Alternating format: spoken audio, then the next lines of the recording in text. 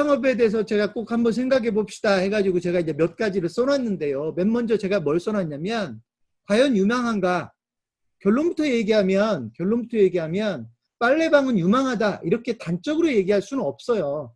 아까도 말씀드렸듯이 빨래방 창업했다 지금 후회하는 분들도 엄청나게 많고 매물도 엄청나게 나오고 있는 걸로 저희가 확인하고 있기 때문에 빨래방 창업이 유망하다라고 단적으로 얘기하기는 어렵다. 다만 뭔가 특성들은 있습니다. 예를 들면 미국 같은 데 출장을 다녀봤거나 또는 미국에서 살아봤거나 이런 분들은 실제 빨래방 같은 게 되게 많이 발달돼 있어요.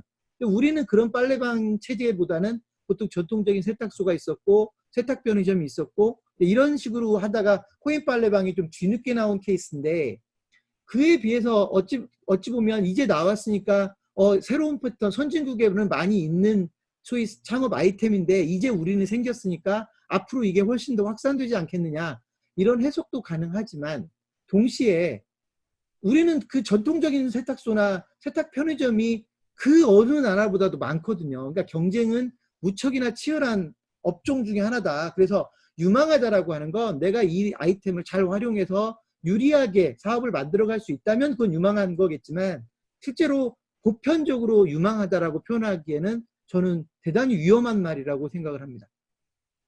그리고 이제 여러분 빨래방 창업과 결국은 비교해서 보셔야 될 게, 전통적인 세탁소들, 여러분 동네에 세탁소들이 거의 다 있잖아요. 그 세탁소는 사실 일반인들이 하고 싶어도 잘 하지 못하는 아이템 중에 하나죠. 왜냐하면 상당한 기술이 필요하기 때문이에요.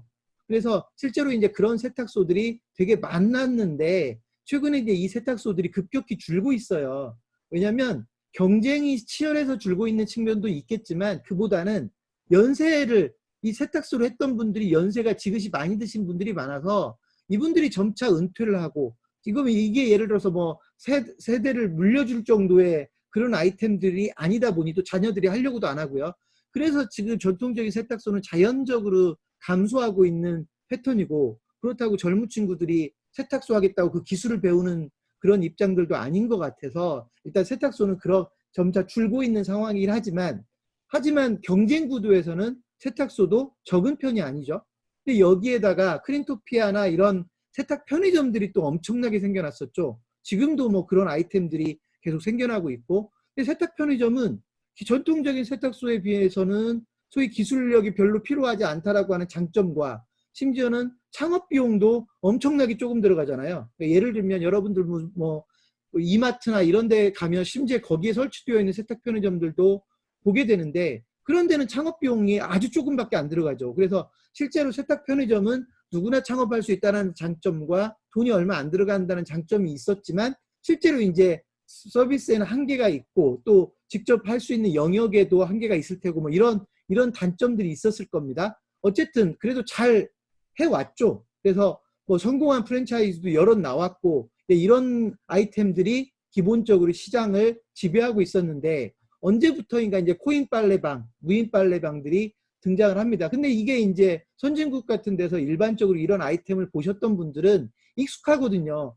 그리고 이게 선진국형 아이템이라고 해서 자꾸들 포장도 했고, 그래서 점차 이제 이런 영역들이 늘어나겠다라고 생각을 했고, 실제로도 엄청나게 늘어났고요. 여러분 창업박람회 같은 데 가보면, 물론 모든 박람회가 그렇진 않지만 코인 빨래방들이 막 이렇게 대규모로 박람회에 나와가지고 엄청난 사람을 동원해서 막 바글바글하게 그 소위 박람회 부스를 운영하는 것도 보셨을 거예요. 그러니까 이런 현상들이 그 지난 몇 년 동안 있어 왔고, 그래서 엄청나게 많이 생겨났고, 그 중에 이제 아까 제가 말씀드렸던 뭐 매물들도 튀어나오고 본사하고 싸우는데도 튀어나오고 뭐 소송건도 나오고 뭐 이러는 거거든요. 그래서 어쨌든 이게 이제 계속 많아졌는데 이게 정말로 앞으로도 계속 유망할 거냐라고 하는 건 결국 따져봐야 될 문제라는 겁니다.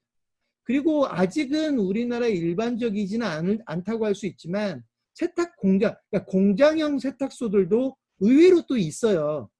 예를 들면 세탁 편의점들은 원래 이제 그런 모델과 결합된 모델이기도 하고, 아예 이제 그런 공장형 공장형 세탁소를 만들어서 좀 더 넓은 범위의 그 소위 지역을 커버하는 그런 비즈니스도 얼마든지 만들어질 수 있고, 이게 이제 미국 같은 데는 오히려 일반화되어 있는 아이템이라고 할 수가 있죠.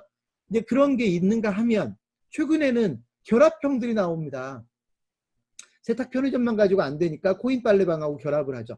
근데 이게 시장의 흐름이라고 할 수도 있지만 사실은 본사들에 의해서 만들어지는 형태라고 할 수가 있어요. 예를 들면 세탁 편의점을 했던 프랜차이즈 회사가 이미 많은 부분 깔았는데 더 이상 매장을 늘리기가 버겁기도 하고 실제로 코인 빨래방들이 자꾸 나오니까 이제 어쩔 수 없이 접목하는 형태로 가는 것이죠. 그래서 빨래방과 세탁 편의점을 결합시켜 놓은 그런 매장들이 나오게 되고 심지어는 전통적인 세탁소와 같은 예를 들면 뭐 드라이 클리닝이라든지 이런 것까지 가능한 빨래방이 또 등장하기도 합니다. 그래서 실제로 코인 빨래방처럼 보이지만 실제로는 드라이 클리닝까지 할 수 있는 게 전통적인 세탁소의 기능을 그대로 가져갈 수 있는 그런 또 좀 더 규모가 있는 세탁소들이 등장하게 되거든요. 이렇게 이 시장이 없어서는 안 되는 아이템이니까 계속 변화하고 있는데 과연 이 과정에서 코인 빨래방이나 무인 빨래방이 어떤 정도의 위치에서 앞으로 어떻게 변화할 건가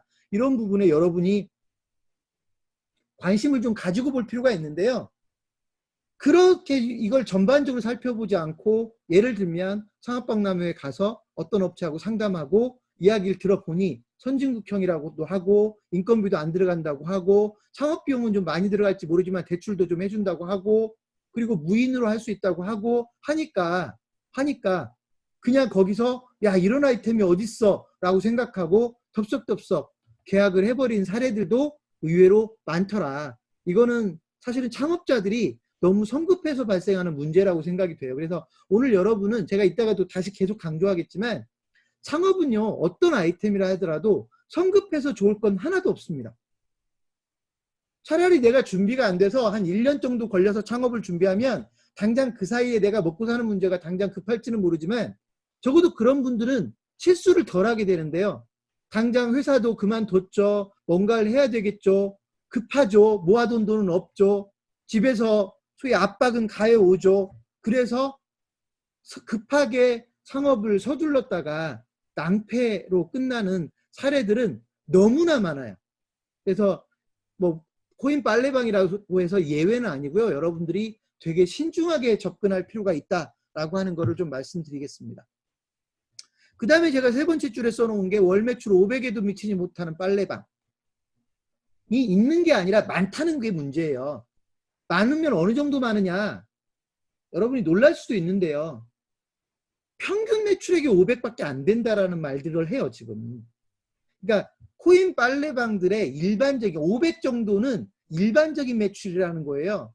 그러면 예를 들어서 훨씬 더 많은 빨래방들이 뭐 200, 300, 400밖에 안 된다는 거거든요. 매출액이, 월 매출액이. 그러니까 이런 상황들을 경험해보지 않고서는 모르기 때문에 말로만 듣고 빨래방은 돈도 안 들어가고 인건비도 안 들어가고 요즘 인건비가 너무 세서 죽겠는데 또는 심지어는 내가 거기에 상주할 필요도 없대. 좋은 면만 보고 자꾸 선택하려는 이런 현상들도 있더라. 그래서 이런 것도 되게 지금 시장을 왜곡하는 문제 중에 하나라고 생각을 합니다. 여러분들이 신경 써서 보셔야 될 문제입니다. 인건비 상승이 거기에 일목했다고 생각합니다. 그죠? 지금 실제로 무인 빨래방, 코인 빨래방이 대세다라고 주장하는 업체들도 많을 거거든요. 제가 지금 여러분들에게 쭉 말씀을 드렸고 앞으로도 계속 얘기를 하겠지만 정말로 이게 대세인가를 살펴볼 필요가 있어요. 왜냐하면 시장이 의외로 빠르게 변하거든요. 시장이 빠르게 예를 들면 제가 아까 복합형 세탁소라든지 공장형 세탁소들이 많아지면 그 사이에 코인 빨래방이 설 자리를 잃어버릴 수도 있는 거예요. 물론 이거는 제가 가정을 하는 거지만 그래서 시장이 엄청나게 빠르게 변하고 있기 때문에 과연 대세다라는 말을 정말로 해도 되는 건지는 여러분들이 좀 더 신중하게 판단해 볼 필요가 있다라고 하는 겁니다. 또 최근에 저희가 많이 듣는 얘기가요. 지금 이 창업을 코인 빨래방 창업을 했던 창업자들과 본사와의 갈등이 심해져서 이 문제 때문에 소송으로 가고 뭐 이렇게 일들이 벌어지고 있다는 이야기를 저희가 듣게 됩니다. 의외로 이런 거리가 많다는 얘기입니다. 대표적인 케이스가 뭐냐면 기계가 고장나는데 본사에서 커버를 못 해주는 거예요. 또는 커버를 해줘도 기계는 고장났는데 예를 들어서 3일 후에 나온다고 생각해 보세요. 그러면 이틀 동안 뭐 하라는 얘기예요. 그 기계는 못 쓰는 거잖아요. 기계가 한 10대, 20대가 있는 데서 한 대가 고장나는 게 아니라 기계가 3대, 4대밖에 없는데 심지어는 2대, 3대밖에 없는데 그중에 하나가 고장났는데 3회로 오겠다. 지금 바쁘다. 뭐 이래버리면 창업을 하는 사람은 짜증나는 문제 아닙니까? 그죠? 그러니까 이런 문제들이 자꾸 벌어지니까 이제 와서 창업자들이 뭘 느껴요? 아, 고장이 이렇게 이런 기계가 이렇게 고장이 나는 거였구나. 이런 생각을 하게 된단 말이죠. 그래서 이런 문제들도 사실은 창업하기 전에는 알 수 없는 대목들이다. 이런 부분들을 여러분들이 좀 살펴볼 필요가 있다는 겁니다. 무엇보다도 코인 빨래방을 창업하는데 돈이 꽤 많이 들어갑니다. 왜 많이 들어가냐면 장비값이 많이 들어가거든요. 아까 제가 세탁 편의점 같은 경우는 공간만 있으면 돼요. 왜냐하면 빨래를 거기서 안 하거든요. 나는 빨래만 받아 놓으면 공장으로 보낸다고요. 그래서 실제 빨래는 전부 다 공장에서 하기 때문에 세탁 편의점은 장비를 쓸 게 없어요. 그러니까 뭐 심지어 1, 2천만 원도 안 들고 창업을 하잖아요. 그런데 코인 빨래방은 아니에요. 여러분 가정용 세탁기 쓰는 것도 아니고요. 뭐 10kg짜리, 15kg짜리 쓰는 게 아니란 말이죠. 그러니까 세탁기를 소위 산업용 장비를 쓴다고 생각하면 되는데 그런 장비들이 뭐 2천만 원, 3천만 원 뭐 이런단 말이에요. 그래서 실제로 장비값만 해도 막 한 1억씩 들어가는 게 코인 빨래방이기 때문에 창업 비용은 적어도 뭐 1억 2천, 1억 6천, 2억 가까이 이렇게 들어가는 것이거든요. 실제로 설령 뭐 은행에서 대출을 해준다 해도 어쨌든 그게 대출이지 지원하는 건 아니니까 이렇게 돈이 많이 들어가는데 문제는 뭐냐면 잘 돼버리면 상관이 없죠.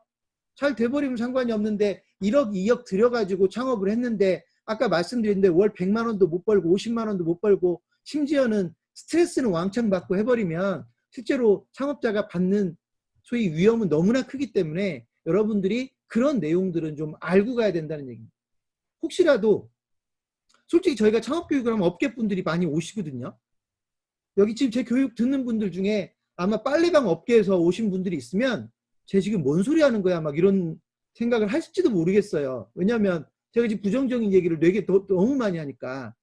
근데 그게 현실이라는 거. 그렇다고 제가 지금 빨래방을 해서는 안 된다고 주장하는 게 아니잖아요.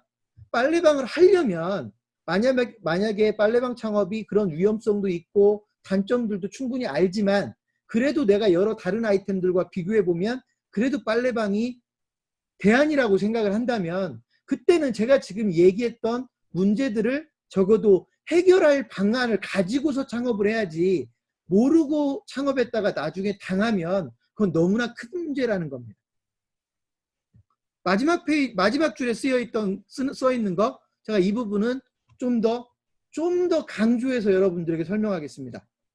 여러분 이거는 빨래방 창업에만 해당이 되는 게 아닌데요. 저는 계속해서 창업 교육을 할 때마다 강조하는 얘기인데 여러분 창업자가요. 창업을 할 때 아이템이 결정이 되고 특정한 입지가 결정이 돼서 점포가 결정이 되면 적어도 그 가게를 확정해도 되는지 안 되는지에 대한 검증을 해야 된다. 이게 무슨 말이냐. 점포까지 소위 아직 계약이 안 된 상태에서 이 가게에서 내가 이 사업을 하면 되겠다라고 판단을 하면 맨 마지막에 반드시 해야 되는 일이 있어요. 창업자가. 그게 뭐냐면 수익성 분석이라는 거예요. 아, 내가 이 가게에서 빨래방을 창업을 하면 매출이 한 달에 얼마쯤 나오겠구나? 매출액이 얼마가 나올 거라고 예상이 되면 그에 따라서 비용이 매칭이 되거든요. 월세 나오죠. 예를 들면 거기에 따른 원가 나오죠. 혹시라도 사람이 들어간다면 인건비도 나오죠. 이런 거기 때문에 실제로 비용이 나온다고요. 그럼 매출이 예상이 되고 비용이 예상이 되면 자연스럽게 계산되는 게 이익이거든요. 이걸 보통 추정이익이라고 합니다.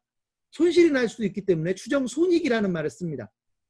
추정손익을 객관적으로 판단을 해서 내가 그 정도에 만족할 수 있는 사업인지 아닌지를 판단해야 되는데 상식적이잖아요. 그죠? 여러분 제가 이걸 굳이 강조하지 않아도 이 이야기를 들어보면 너무나 상식적인 얘기거든요. 자리까지 결정해놓고 거기서 얼마 벌지를 계산하지 않는다? 이건 말이 안 된다고요. 근데 놀라운 일은 많은 창업자, 그것도 대부분의 창업자들이 이 과정을 다 건너뛰어버려요. 또는 건너뛰는 정도가 아니라 모르고 지나간다고요. 모르고 지나가요. 이 과정이 꼭 필요하다는 걸 모르고 지나가거든요. 근데 저는 빨래방 창업은 제가 이 이야기를 더 강조할 수밖에 없어요.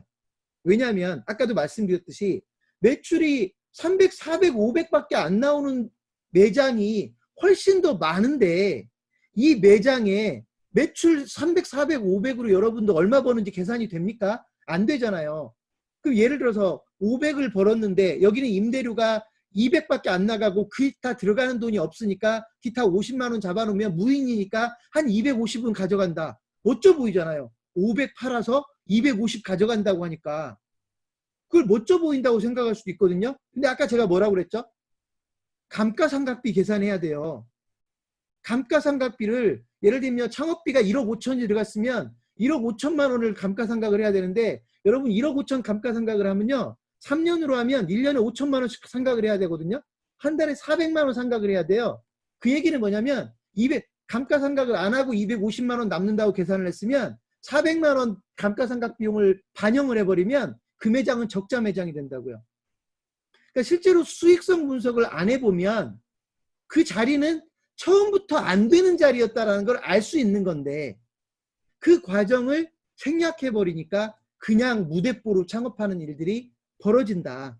여러분이 이거 하나만 신경을 써도 적어도 무모한 창업을 안 하게 되는데 그 과정이 대부분 생략돼 버렸다는 게 큰 문제라는 겁니다. 자, 제가 서론을 좀 길게 얘기했는데 여러분 분명히 코인 빨래방, 무인 빨래방도 잘 운영하는 방법이 있을 거예요. 제가 지금 말씀드린 위험들을 벗어나는 방법이 있을 거예요. 꼼꼼히 알아보고도 꽤 매력적인 자리들도 있을 거예요. 문제는 그런 더 매력적인 기회를 찾아보려고 하는 게 아니라 누군가의 말만 듣고 대충 될 거라고 믿고 창업해버리는 이 사태가 문제라는 겁니다.